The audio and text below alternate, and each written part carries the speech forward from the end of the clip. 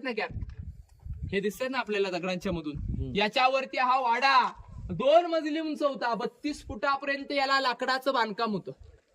आणि याच वाड्यामध्ये आपल्या लाडक्या राजाने जो अखेरचा श्वास सोडला तो या चौथऱ्यावरती सोडला. इथे ते निधनाची तारीख म्हणजे 3 एप्रिल 1686 ला महाराजांचं निधन इथे झालं.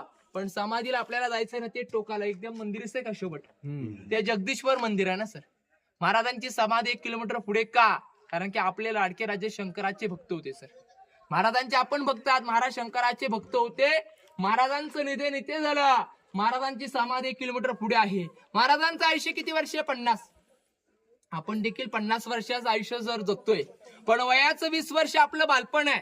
उरलेल्या 30 वर्षामध्ये आताची माणसं मनासारखं घर देखील बांधू शकत नाही, कारण की आजची लोक समाधानी नाहीत ना. महाराजांनी एवढे सारे किल्ले जिंकले, कुणाच्याच गडावरती महाराजांचं नाव आहे का? नाही, तुम्हाला बघायला मिळणार नाही. एकच नाव आहे हिरोजींचं. या किल्ल्याच्या आर्किटेक्टांचं नाव तुम्हाला पाहायला मिळेल. महाराजांनी 18 पगड जाती एकत्र केल्या ना.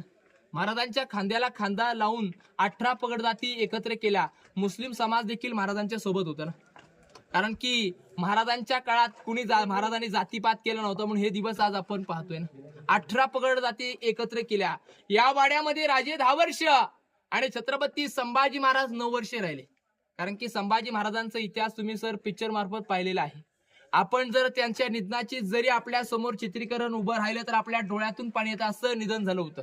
कारण की वय वर्ष आयुष्य फक्त 32 वर्षाचं आहे संभाजी